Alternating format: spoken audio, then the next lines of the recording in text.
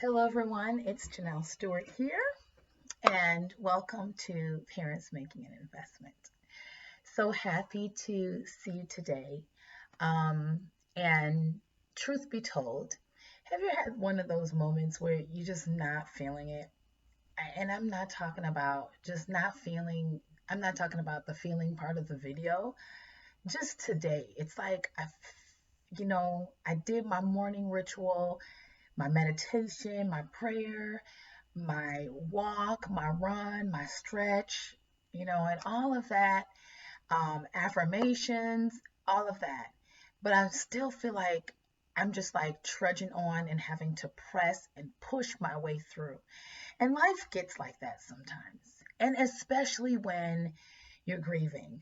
And I'm not saying that I'm grieving right now, but there are people that are going through that and still having to still do life, still have to take care of your family, still have to get up and go to work, still have to put a smile on and make everything look like it's all good and still, but I find, and just been reading up on it too, in these moments where we're dealing with loss, there are certain tips and that I want to share with you today to help you along that if you're dealing with loss or if you're grieving. And also, I am not, just for the record, I'm not a licensed professional as far as counseling when it comes to those things. And so if you are grieving and it's gone on for a very long time, what I recommend for anyone to do is to seek professional help. Okay? Don't stay in the situation or the way you are for too long because it can have and will have mental health effects long term and later on down the road. And this video and just this information I'm sharing with you is not only just for moms or dads or adults or supporting adults or parents, but it's also tips as well that you can use for your children. Because believe it or not, when they grieve, they go through trauma, they grieve, they go through loss just the way we do. And it might look different, when it comes to a child than it would an adult, because a lot of times we will shove things under the rug. We can put on that face and pretend like everything is okay. And also, it's not only just to pretend. We just get involved and engrossed in life. So then that way we're not dealing and tuning into our inner self and us, right? So then we're so busy with working and meeting the needs of our family and paying bills and and taking care of our family and our children and our spouses, um, or significant others, that we don't have time to even focus on us if we're grieving. And I want to recommend to anyone today that is going through that process, you need the time. You need the time to express, first of all, how you feel to yourself. How are you feeling that this has happened? Express that. Be honest with you. Be honest with yourself, or even if it's your child, allow your child to be honest, to express how they're feeling. And if they're feeling sad or they don't feel like getting out of bed, be honest and be okay with that. Be okay with where they are, where you are. And if you don't feel like getting up and don't feel like doing this, take the time to just be honest with yourself, first of all. And then also take the time to absorb and process what has happened. Sometimes because of we have to, whether it's, I kid you not, as small as it may seem, it could even be a pet. It could be even a small pet. And as small as that might seem sometimes, it does have an effect on our family. And so therefore we get up and we're like, oh, we have to go to work. We got to get the kids off to school. I don't have time to do with this. I just got to move on and bring, and get rid of it or what have you, but then there's no closure. And so you want to have closure in every situation like that because you need to be able to grieve and you need the closure to what has happened. So allow yourself to absorb what has happened and to process what has happened, and also allow your children to absorb what has happened and to process what has happened, because they might process it differently than the way you process it. We can, as adults, think, oh, well, it's a pet, we're gonna miss that pet. We'll get over it and we'll just get another one.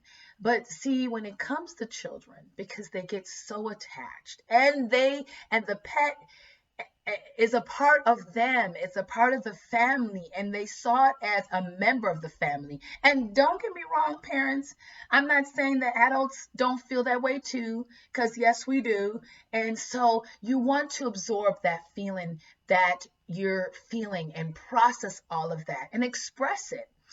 Just take time to absorb that and to be able to express that to other people around you, to your kids, and let your kids express it and express it to each other. And if you have to write it out of how this animal or this person was important to you, and talk about how they impacted your life, how they had an effect on you, and how they brought you joy, and what you remember about, that individual or that pet or whatever, and what you remember, those highlights. Talk about that and process it and absorb it. And if you want, cry. Cry. It's so, sometimes we hold those feelings in. We hold that tear part in because we got to be strong. We got to be strong for our kids. But, we also have to be transparent because they need to see that we're real. We're for real, and that we're real. And even though they might view us as being like they're superhero, super mom, super dad, but at the same time, they need to see that we're real, we're humans, and we are in tune and intact to what's going on in our lives, and that we can process and talk about it and allow ourselves to that time of doing that. So if you want, don't hold back. Don't hold back your tears. Don't stay, trying to fight it. Let it out. Cry it out if you need to for a minute.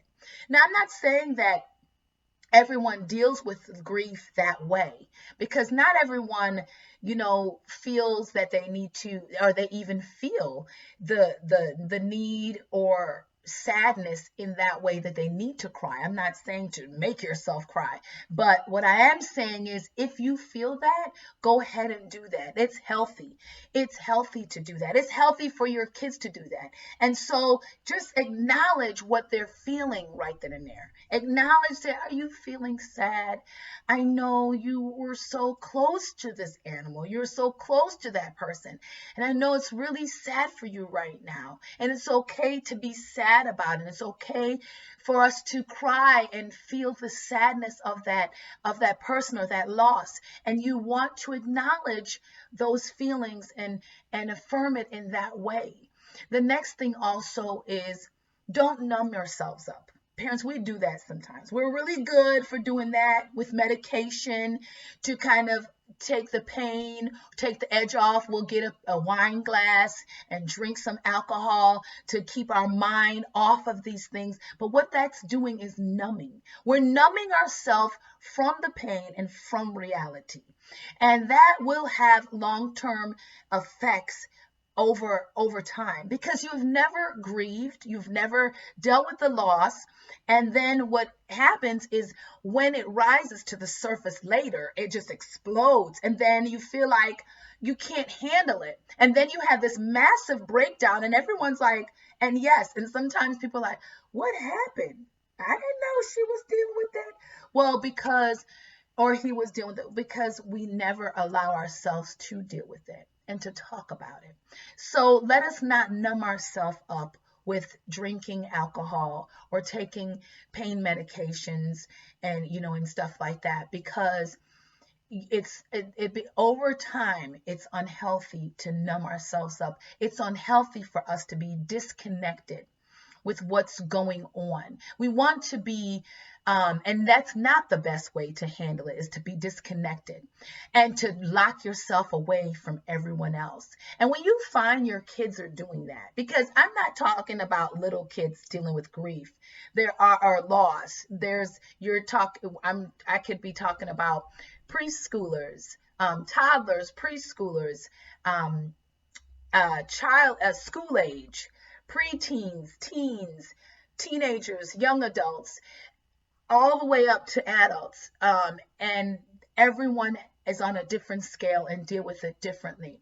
But you'll see sometimes even with like teenagers, there's like that disconnect where they close the door and they shut you out and they shut everybody out, and they don't want to talk to their friends. And you notice their friends are not coming around anymore while they're dealing with this stuff.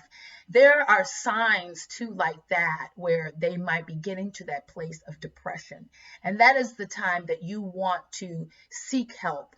And that's the best time to seek professional help, is when you see those things where they're dealing with disconnecting and not staying connected, not wanting to talk to us, and even us as parents not wanting to talk to anyone about what we're dealing with and the loss and the grief that we're experiencing. Those are the times that you want to seek professional help, that you want to find a support group and stay connected with others that might be going through the same thing. Being able to talk to other people that are going through the same thing helps us also to feel that we're not alone, that we're not the only one that is experiencing this type of loss or grief, and that there's other people that have gone through it, and they can also come along and share what they have done and how it has helped them. And so we don't want to close everybody out. That's not the best way to deal with it, parents. And remind you, and if you notice your kids are doing that, it's time to seek help. Also, insomnia. Insomnia also, if you've never had insomnia and all of a sudden you're dealing with loss of sleep, cannot fall asleep, not not even getting full sleep when you're asleep, mean like hitting the REM sleep. And I know that you don't know sometimes that you have hit REM sleep, because usually you're not awake watching yourself. But when you wake up and you feel like you're just so exhausted and you slept and you went to bed, but you still feel that over a period of time, you might not be getting that sufficient amount of rest that your body needs. And so insomnia also is also a sign too of how we're not effectively dealing with the grief or the loss, and it could be a part of where we've moved into that depressive state. And so you at that point do need to seek help. I mean, there are medications over the counter that you can take, but I wouldn't recommend for you to just deal with this on your own and start saying, okay, well, I'm just going to medicate myself. But seek the help of a physician, and they can recommend what type of medication to help you to get the sleep that you need, so that way you can get through this.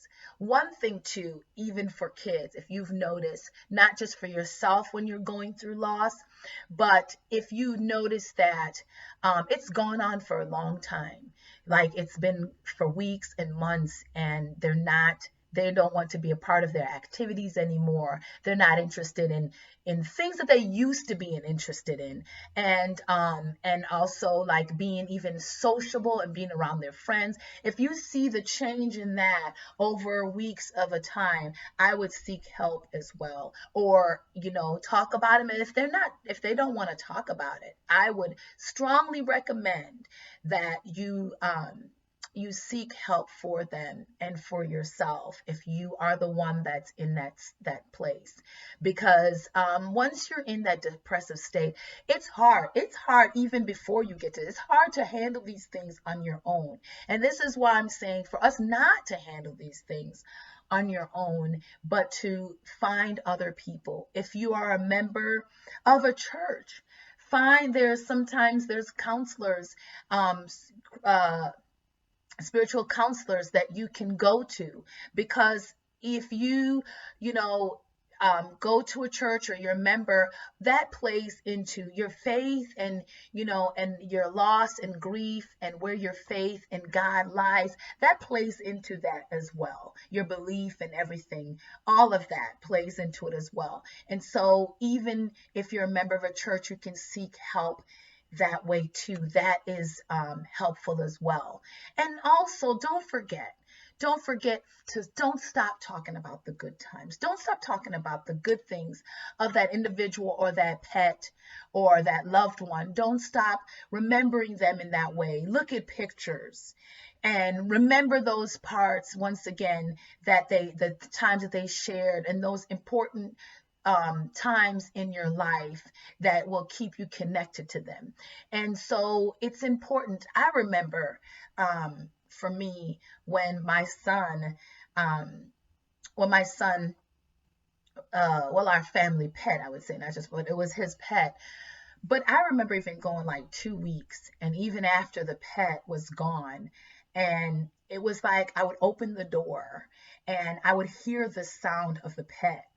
And it was weird. I'm like, am I hearing things? Am I going crazy? But it's because I was thinking that I was over this, that I no longer was grieving and no longer dealing with the loss, but I was still. And because of the busyness of life, and because of having to just go right back to work after all of this, that I didn't allow myself time. But I would come in and I would hear the pet, like it was still there. And I remember that, and I had to remind myself that he's no longer with us. And I kid you not, it was like, and maybe because we got used to the noise, we got used to his voice, and it was just automatic routine that you expect that every time you come home. And that happens. It happens, and it's normal, and it's natural. You're not alone. You're not going crazy. I went through the same thing for about 2 weeks, and I had to keep reminding myself every time I came in. It was like there was like this unexplained fear or afraid, I think afraid of going upstairs, even though I know in my mind that the pet wasn't there, but the sounds and just hearing the sound kind of like was like making me feel like scared in my own house. But I had to deal with it. And I had to go up there and just look around and remind myself that he wasn't here. But I remember those times until this day. And this happened even before I have my younger kids now. But till this day, I talk to my kids about that till this day, and how I hear that. And they're like wondering, well, how did you hear it? And I said, it's because he was just a part of us. He's a part of our family. And so you get used to the noises. You get used to people's behavior and their action that live with you. And so even when they're not there, it's like their presence is there. And those things are normal. It's not spooky, it's not kooky, it's not freaky. It's normal. And so I dealt with that too. And I had to keep reminding myself that he was no longer there. But now we can talk about it, and now we've actually moved on, and it's not a problem. But it's those things when you can talk about that stuff, share the memories and the pictures to help you to move on from that place. So I would like for everyone today, and I hope that helps someone today, to be honest with you. But I would also like for, if whatever you did during your time of loss, I'm inviting you to come on here and to just put it in the comment below. So, because you know what, we don't ever know sometimes what we're going through and how much it can help someone else that is going through. And so it does, we are a body. And so we have to sometimes know that in sharing our stories that we're helping the next member, to help them to stay afloat and to help them to keep pressing and persevering through life. So won't you do that for me today?